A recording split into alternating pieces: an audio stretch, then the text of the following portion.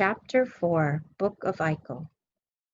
My first encounter with Ukulele's channeling was of a personal nature that uncovered something locked away for many years. Once I had locked this chest, it was not to be shared with anyone in my life.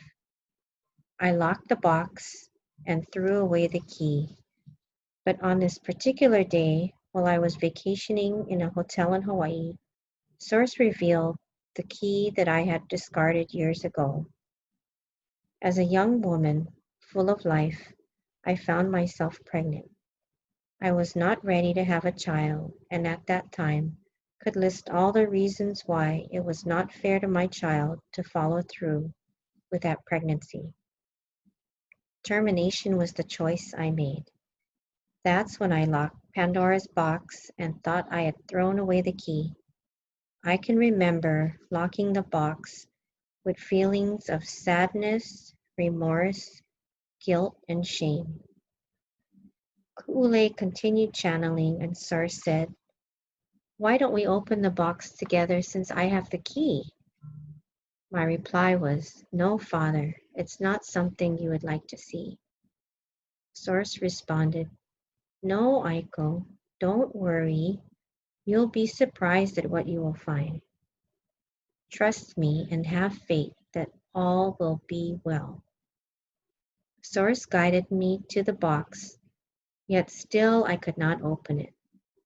Then Source tenderly asked, "May I open it for you?" Looking into Father's eyes and trusting what I was hearing and seeing, I nodded yes.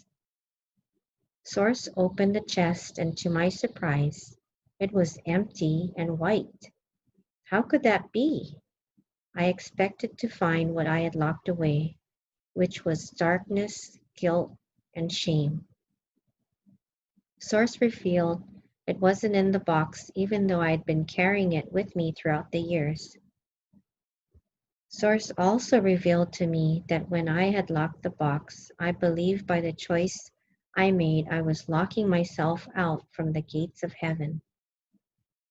Source then said, "This is not truth, and why would I allow you to suffer from such beliefs?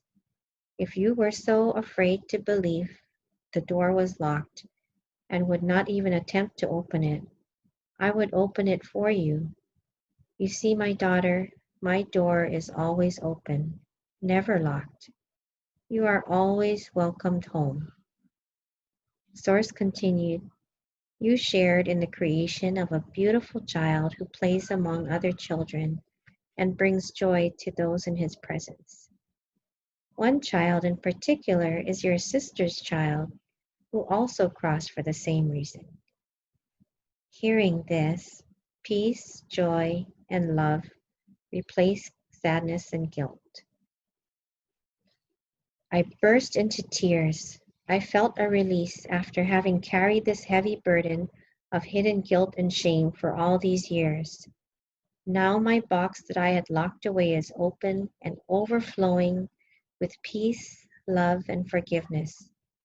Spirit taught me from this experience, forgiveness is me forgiving myself, freeing myself from self-bondage.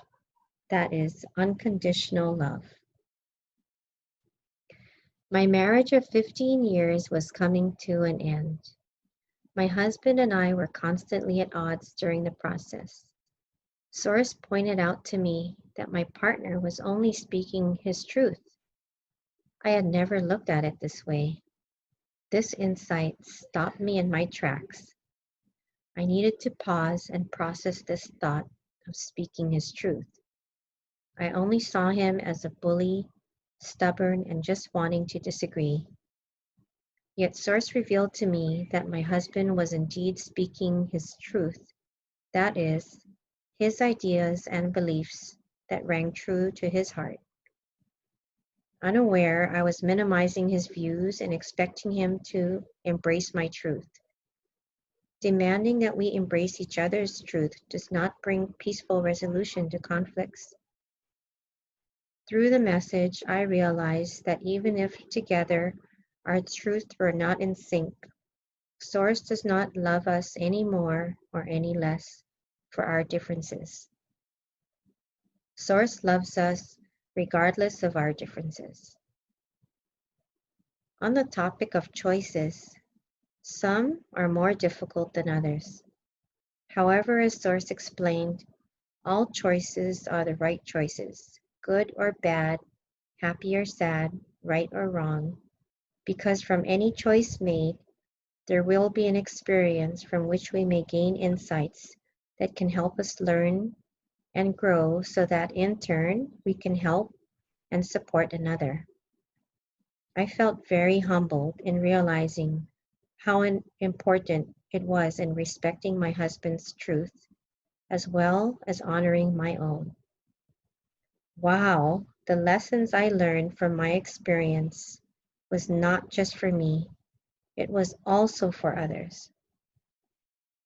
As I come to the crossroads of my decision of whether to stay or leave my marriage, Source said to me, if you choose to leave, I ask that you leave in love. Reflect on all the good things that happen in your relationship. Share your sincere wish for his happiness, joy, peace, love, and prosperity as you would wish for yourself. It is much easier to leave in anger, but harder to leave in love. As one chapter closes, another one opens.